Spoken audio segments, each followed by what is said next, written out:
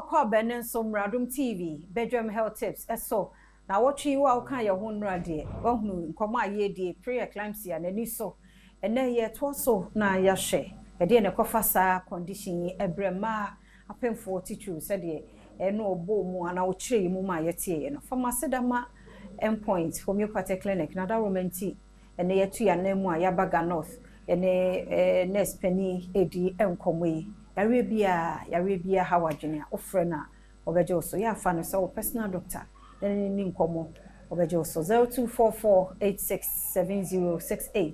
0244867068 oba penes we mu akwaba ye na se emro a wo boni nyina atofa nke ye rewre mu kra enti sa pre-eclampsia no e de ne de ba okay me da se ehwehwemu kire se obanyin sen a ye beko details kakra ense obanyin sen a ye wo echira de bia se wo a eba baby ne baby a bro for kasem ye friend placenta enti nhwehwemu kire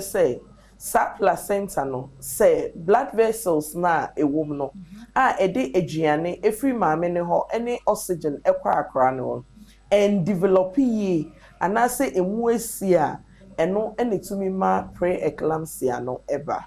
enti akra no aduane mu anwodi ndure wo so wonye firi ne maame ho ene ahome ana oxygen na wo se wonya no enti ontumi nya efi se blood vessels na develop ye enti ube wo se na placenta no why aha free da bi ense eso akra ne fruma ene maame ene tare maame ne awodie nem enti aye bibi se enti ne yetwa na aye wofumatu no aha enti se blood vessels no nye well developed that ubon say ejani mo wodi dre o say free maame ne ho ekwa akra ne ho no entumi nko enti ubon say na why aha eno bro focusing your friend no and I say medically a friend of placenta abruption aha enti nhwehwemu kire say saa de no ene tumi ma pre-eclampsia eba ena ebio yesa woni kofa bai bebre ebi ye family history se bi abusuan mo bi enya pre-eclampsia pen a ubetumi so enya ena se obi a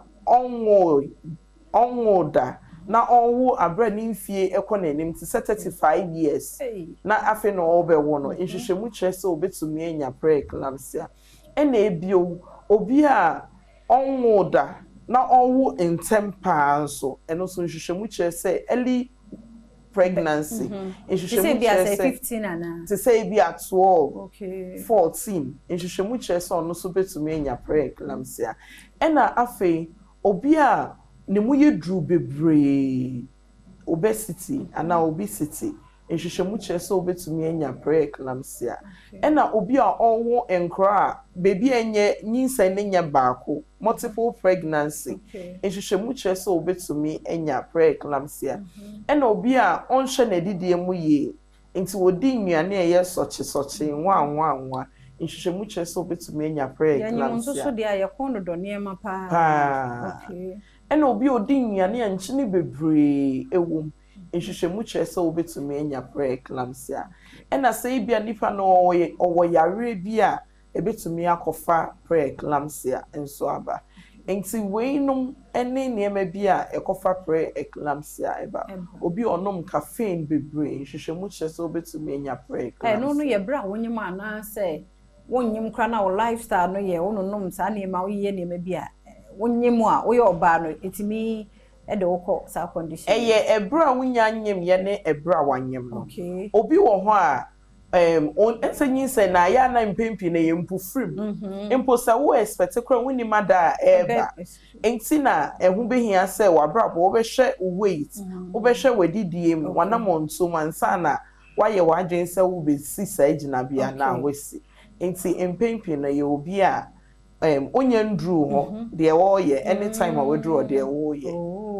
enen so Adom ye fa nsi ha na ochina den to aso ade pachi ya enti pre-eclampsia ho nkomo na wotwi enen so wahu niema kofa ba ebi enya yensu enti se wo ye oba nko ade woni na ho bi se wanye careful na wo so wo ye aguma da chi a wo behwe se wo hwe abofra ni mu no ahwa no akohia sa yare ya yesi etimi ekumi ma dodo a ewu wo nyinsi mu no eye no a